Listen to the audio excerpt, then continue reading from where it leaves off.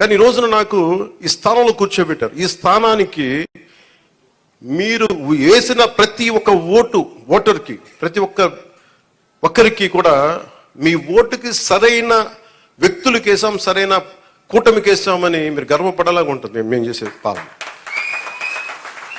ఒక్కళ్ళు ఇప్పుడు ఆ బిడ్డ, నీ పేరేనా? నీ పేరు నేట్రా పైకి రా, పైకి రా, పైకి తీసుకు. ఏం పేరు నీ పేరు? ఏం పేరు నీ పేరు? నేను చాలాసార్లు నా గొల్లపురంకి వచ్చినప్పుడు కూడా చిన్నపిల్లలు దొరుకుతారు. ఏంటో మంది అంటే మోడీ గారి గురించి చెప్పినప్పుడు ఛత్రికి ఏం అర్థమైంది తెలియదు కానీ చప్పడు కొట్టాడు ఛత్రి.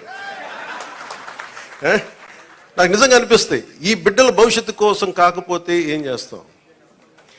ఇప్పుడు నేను రక్షిత మంచినీరు వీళ్ళకి ఇవ్వగలిగేది ఏముంది?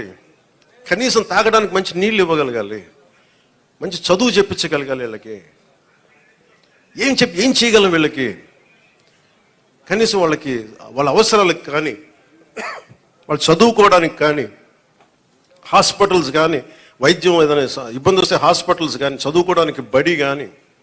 నేను చెప్తాను 2047 చంద్రబాబు గారు ఇదే అనుకుంటున్నాను. చంద్రబాబు గారు ఇదే చెప్తా ఉన్నారు, అద్భుతంగా రాణించాలి, భారతదేశం should become number 1 in the world అని. మోడీ గారి కోరిక అదే. ఆ కోరిక నెరవేర్చాలంటే మనం ఈ తరం కోసం పనిచేయాలి. నేను ఓట్ల కోసం ఇక్కడ తీసుకురావాలా? వీళ్ళ గుండెలు చేసి చెప్తున్నా, వీళ్ళకి భరోసా ఇవ్వడానికి వచ్చాను. మేము ఉన్నాం. ఆ బిడ్డల కోసం నేను ఎంత తపన పడుతున్నా నాకు తెలియదు, కానీ అందరూ నా బిడ్డలే అనిపిస్తారు నాకు. ఈ బిడ్డల కోసం నాకు అనిపిస్తుంది, ఈ బిడ్డల కోసం.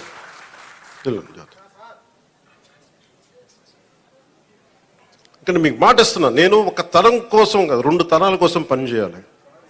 వాటి కోసం పనిచేస్తాను తెలుసుకుంటూ, మీకు తెలియజేసుకుంటూ, మీ అందరికీ మరోమారు అధికార యంత్రాంగానికి, ఆర్డీఓలందరికీ, వేదిక పైన ఉన్న అధికారులందరికీ, ఇక్కడున్న భారతీయ జనతా పార్టీ నాయకులందరికీ, తెలుగుదేశం నాయకులందరికీ, ఇవన్నీ నేను ఇలా తీసుకున్నామా అంటే ఇక్కడ ఇదండి, ఇది జనవాణి కార్యక్రమం కాదు.